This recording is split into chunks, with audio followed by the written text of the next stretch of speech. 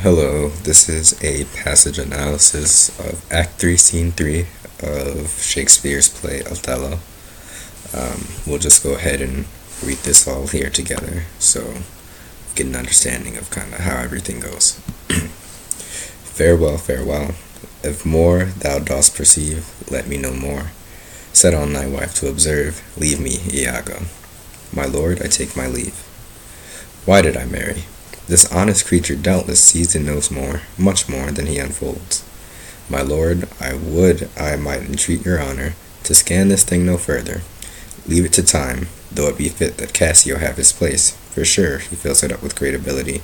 Yet, if you please to hold him off a while, you shall by that perceive him and his means.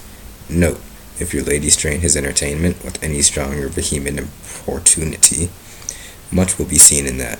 In the meantime, let me be thought too busy in my fears, as worthy, 'cause I have to fear, I am, and hold her free, I do beseech your honor. Fear not my government, I once more take my leave. This fellow is of exceeding honesty, and knows all qualities with the learned spirit of human dealings. If I do prove her haggard, though that her justice were my dear heartstrings, I'll whistle her off, and let her down the wind to prey at fortune. Haply, for I am black, and have not those soft parts of conversation that chamberers have, or for I am declined into the vale of years. Yet that's not much. She's gone. I am abused, and my relief must be to loathe her. O curse of marriage, that we can call these delicate creatures ours, and not their appetites. I had rather be a toad, and live upon the vapor of a dungeon, than keep a corner in the thing I love for others' uses. Yet 'tis the plague of great ones, prerogative as they, less than the base. 'Tis destiny unshunnable, like death. Even then this forked plague is fated to us. When we do quicken, Desdemona comes. If she be false, oh, then heaven mocks itself. I'll not believe it. Okay, so the whole tone and atmosphere of this passage is pretty tense. Just for background information, Iago has just planted some seeds of jealousy and doubt in Othello's mind. And this soliloquy right here is kind of the result of that. But it's a bit brooding for a passage, especially for Othello, since he's the noble character in the play. We'll start the analysis here at why did I marry? Why did I marry? This honest creature doubtless sees and knows more, much more than he unfolds. Now he's already having doubts about his wife, but now he's questioning how much he really knows. Actually, no, he's not questioning. He knows for a fact that Iago's letting on more, or letting on less than he actually knows, I should say. And then Iago comes back and just kind of says, hey, don't scan this any further. Basically, don't delve into this. I'm just crazy. I don't know what I'm talking about. Let me be wrong. Now, Iago is a master manipulator, and this is what I'd like to refer to as the fear then relief technique. That's part of it, but also it's reverse psychology at the same time. The fear then relief technique is when someone causes anxiety and stress and then relieves someone of it and disarms the person, then that person becomes more likely to make rational decisions. Except in this case, Othello is never relieved of that. Iago just kind of leaves and says, hey, don't take anything that I said too seriously now. I'm probably wrong about all of this, but I'm just going to keep telling it to you anyway. And Othello, as a result, he develops a bunch of insecurities and doubts, and he's unsure who to trust. But he refers to Iago as honest right here, as you can see. Fellows of exceeding honesty. But, yeah, we'll continue with Othello's passage. This fellow is of exceeding honesty and knows all qualities with the learned spirit of human dealings. This man is honest. He's my third in command, and now my second since Cassio's lost his job. He hasn't betrayed me, so I have no reason to distrust him. If I do prove her haggard, though that her justice were my dear heartstrings, I'll whistle her off and let her down the wind to prey at fortune. Now, Othello has just been told by Iago that I believe your wife is cheating on you. She's doing a bunch of suspicious things. She's always talking about Cassio, and Cassio's suspicious as well. So that's going to spark, as we see here, Othello's drive to look for something that doesn't really exist.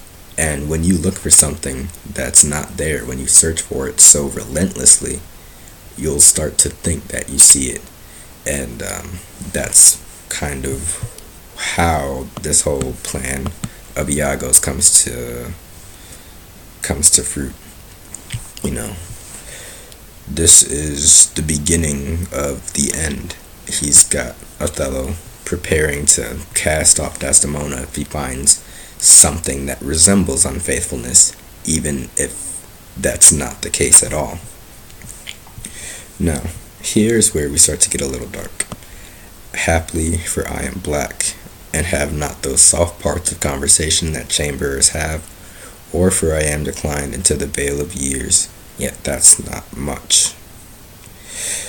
This is worrying for a noble character, especially Othello. He's not talking how he usually would. He's becoming insecure. This is insecurity talking. Haply for I am black, and have not those soft parts of conversation that chamberers have.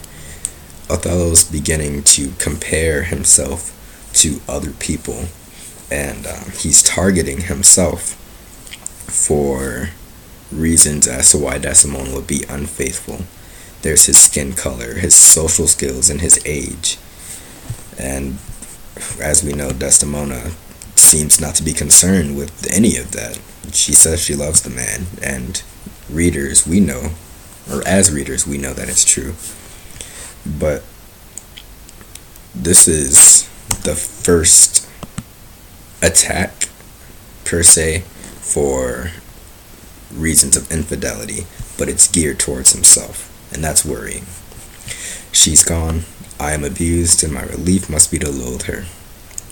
You know, he's saying, oh, I've lost my wife to someone who's already looking for men who are younger and better than me, and I have to hate her because of this. This is all my fault, partly, and this is the relief I get out of it. O curse of marriage, that we can call these delicate creatures ours, and not their appetites. This is a passage that talks about the irony of marriage. By law, women belong to the men in this time period, and Othello's saying, oh, well, this is such a curse, you know. We own, quote unquote, own these women, and we can't own their desires. We can't truly control what they want. And to him, that's kind of ironic, you know. It's saddening to him, and he only he waters the seed that Iago has planted in his mind by saying such a thing.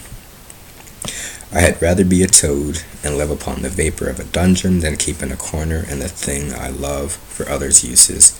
Yet 'tis the plague of great ones, prerogative are they, lest in the base 'tis destiny unshunable like death. Even this forked plague is fated to us when we do quicken Desdemona comes. I had rather be a toad. That is quite dark and descriptive. It's not how you would expect someone noble to talk, but he's beating himself up. He thinks this is his fault. He's become insecure, and now he's looking at reasons as to why things are going so south for him, or why he believes that, or why Iago believes that. It's more self-loathing. It's dark imagery.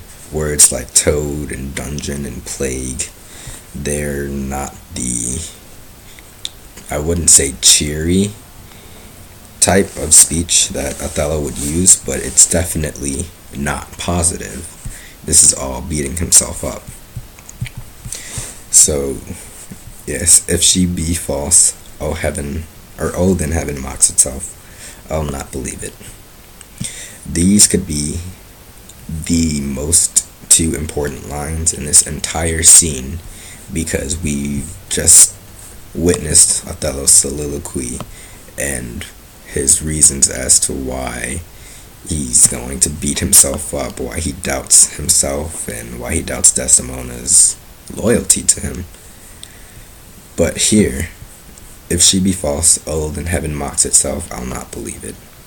Watching his wife approach him, he says to himself, there's no way this can be true. I won't believe it. Heaven must be a lie if this is true, if Iago's telling the truth. So, these two lines in comparison with the rest of the soliloquy, they show us Othello's mind and the severity that Iago's had on him by saying, I'm not sure this is how everything's actually going, I'm just taking a shot in the dark here, but this looks like some pretty reasonable evidence. So Othello doubts himself and says, oh man, I'm going to lose my wife, this is horrible. And he convinces himself as he sees her once more that this can't be true. This shows us the dichotomy of feelings that Othello has going on right now, and eventually what's going to tear him apart, because he can't decide who to trust anymore. He believes Iago's honest. He repeats it. He says it here to start. This fellow's of exceeding honesty. And he ends his soliloquy with, I'll not believe it. So, in this little section here, in this passage, we have the battling feelings of Othello as he deals with the doubt that's been planted in his mind and the faithfulness that he holds in his wife.